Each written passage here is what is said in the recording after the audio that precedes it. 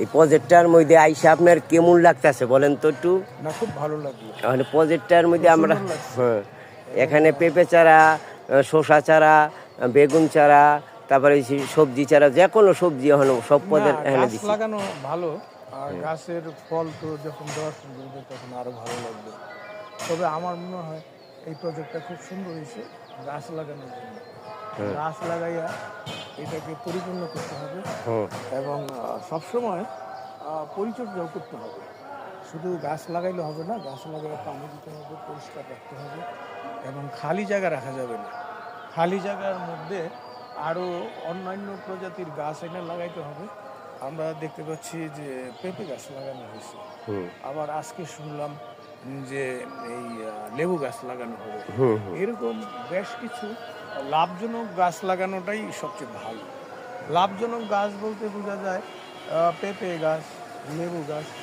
আমরা জানি যে ইদানিং বাংলাদেশে মাল্টা গাছেরও চাষ হয়, হুম। মাল্টা গাছও লাগাইতে পারেন এবং লাউ গাছ, বিশেষ করে লাউ গাছটা খুব ভালো। না, লাউ গাছ আমরা লাগাইছি তো। হ্যাঁ, রৌদ্রে লাগবে, লাউ ওই গাছটা খুব ভালো। হ্যাঁ এটা আপনি লাগাইতে পারেন।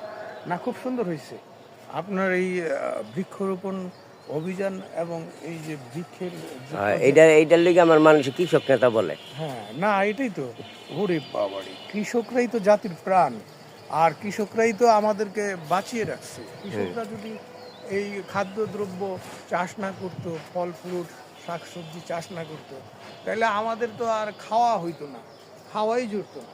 কারণ কৃষকরা গায়ে খাইটা ধান চাষ গম চাষ করে বইলা আমরা বেঁচে আছি। তারপরে বিভিন্ন শাকসবজি এগুলো চাষ করে বইলে আজকে আমরা বাজারে শাকসবজি কিনতে পারি। আর কৃষকরা আমি মনে করব যে জনগণের জন্য বিশাল পাওয়া, এবং কৃষকদের যত উৎপাদন ততই আমাদের উন্নতি। আমি মনে করব যে এই উন্নতির জন্য কৃষকদের বিরাট একটা অবদান রয়েছে, এবং এই কৃষকদেরকে আমাদের আবার একটু দেখভাল করতে হবে।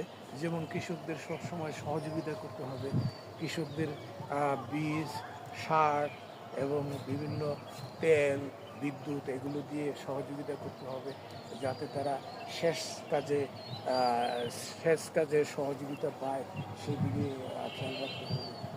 কৃষকরাই আমি মনে করি জাতির প্রাণ, এবং এই কৃষকদের জন্যই আমরা টিকে আছি।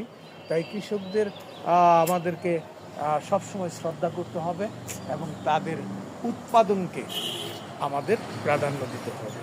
আমি আমার এই আজমত স্যারের এই প্রজেক্ট খুব দেখে খুব খুশি হইলাম এবং অসংখ্য ধন্যবাদ জানাই।